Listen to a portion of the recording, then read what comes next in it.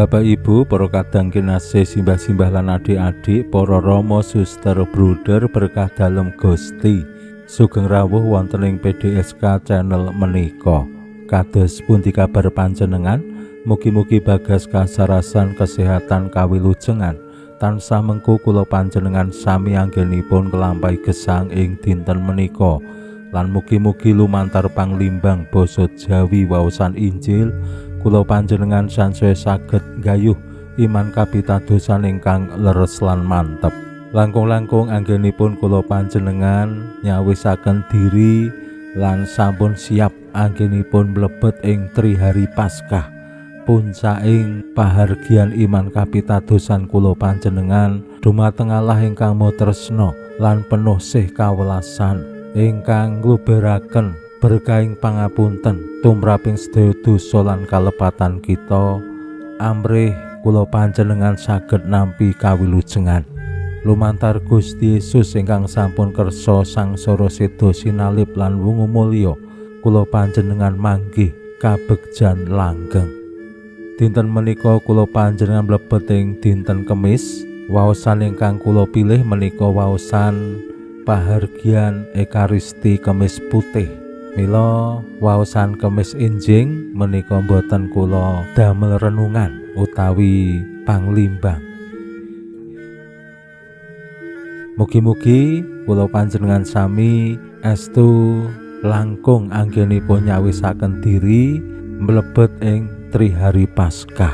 Anggenipun tindak gereja benjing nggih radi gasik ampun mepet-mepet supados saged milih panggenan sing kepenak. Le parkir ya entuk sing kepenak.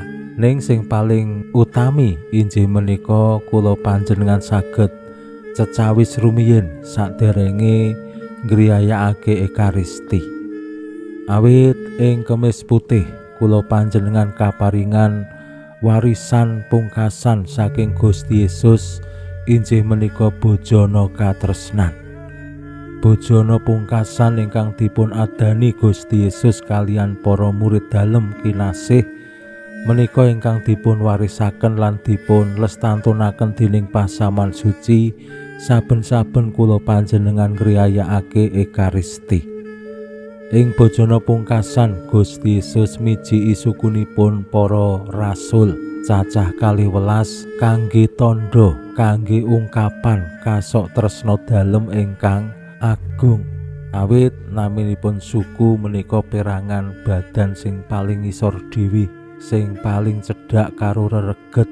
Menapa malih yen kula panjenengan ngemuti jaman rumiyin nggih, tiang-tiang menika dereng biasa ngagem srandal utawi sepatu. Kula panjenengan saged mbayangke sukunipun kados pundi bentuke lan rupane. Jaman biyen tasih wonten sing jenenge tretepen, bengkak-bengkak, korengen lan sapanunggalane. Ning merga kasok tresna dalem Gusti ingkang agung, Gusti kersa mijiki sukunipun para rasul.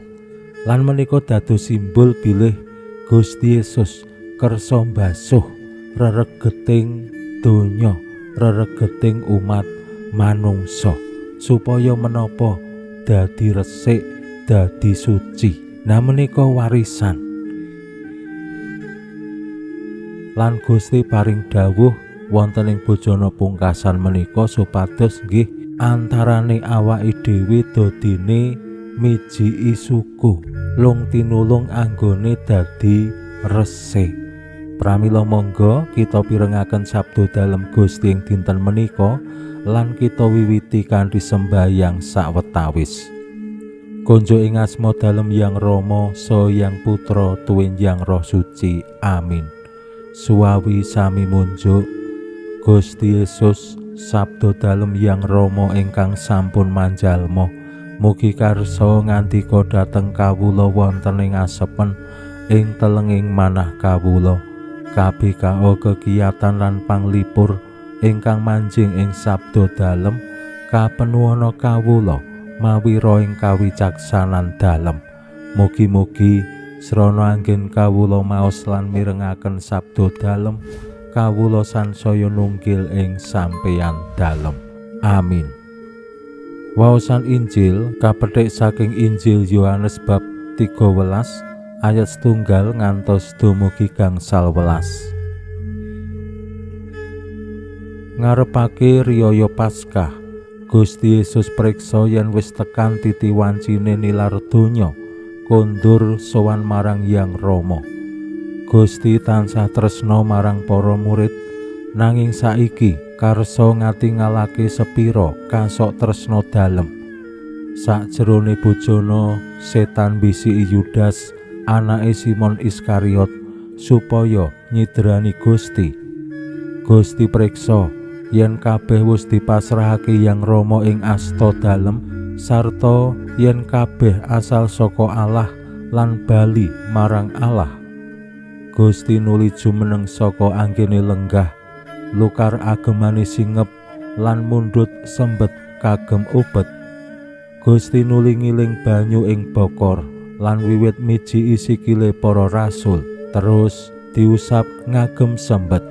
Bareng tekan gilirane Simon Petrus matur, "Menapa Gusti badhe mijiki suku kula?"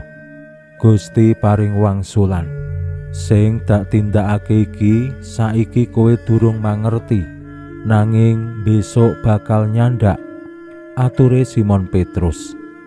"Saklaminipun boten badhe Gusti mijiki suku kula." Paring dalem wangsulan, "Yen kowe ora dak wisuhi, kowe ora tetunggalan karo aku." Simon Petrus matur, "Gusti, yen mekaten boten namung suku kula, nanging tangan lan sirah kula wiji ana pisan." Gusti Yesus ngandika, "Sing wis adus wisuh sikil wae wis cukup, awit kowe wis resik babar pisan. Kowe iku padha resik nanging ora kabeh." Jer Gusti priksa sapa sing bakal cidra, mula pangandika dalem ora kabeh kowe iku resik.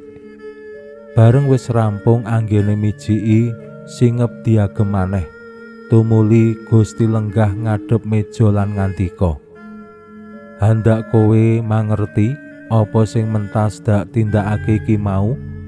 Kowe padha nyebut aku guru lan Gusti. Mula bener kandhamu pancen aku guru lan Gustimu. Kang iku, yen aku guru lan Gustimu wis misuhi sikilmu, mangkono uga kowe ya kudu gentenan misuhi sikile pepadamu. Awit aku wis paring tulodo, kowe padha nindakno apa sing wis dak tindakake." Makaten sabda dalem Gusti. Suwawi sami munjuk, Gusti, kawula munjuk sembah nuwun karana sabda dalem. Sabda dalem dadosa obor ingkang madangi margining gesang kawula. Katuntuna kawula sageta sabda dalem menika numusi manah ngantos tansah ngrembaka kangge nggayuh gesang ing suwarga. Amin. Bapak Ibu para kadang kinasih simbah-simbah lan adik-adik, waosan Injil nyariosaken kados pundi bojana katresnan ingkang dipun paringaken Gusti Yesus, dipun pralambangaken kanthi mijiki sukunipun para rasul. Menika ungkapan kasok tresna dalem marang para murid. Mila Bapak Ibu para kadang kinasih langkung-langkung brayat netepi menapa ingkang dipun dawuhaken Gusti Yesus, supados kula panjenengan nggih padha-padha mijiki suku pepadane. Bapak Ibu sak brayat saged nindakaken menika. Sak sampunipun misa Kemis Putih rampung, kondur terus pesta bareng, mangan bareng. Ning saderenge mangan dodene misuhi sikil. bapak marang ibu, ibu marang bapak, anak-anak marang tiang sepuh dumateng anak-anak. Yen ing mriku wonten simbah anggih bapak ibu mijiki sukunipun simbah, menika dados ungkapan katresnan. Lan yen menika dados tradisi wonten ing keluarga menika sae sanget, awit Gusti sampun paring tulodo.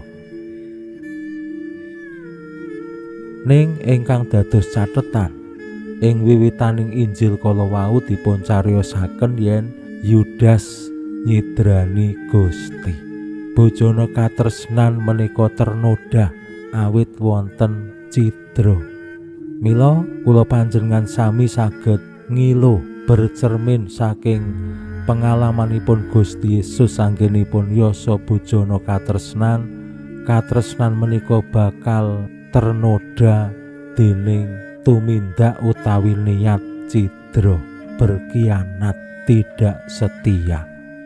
Pinuji Allah sakmenika sarta ing salami-laminipun. Salam sehat, salam bahagia, salam katentreman.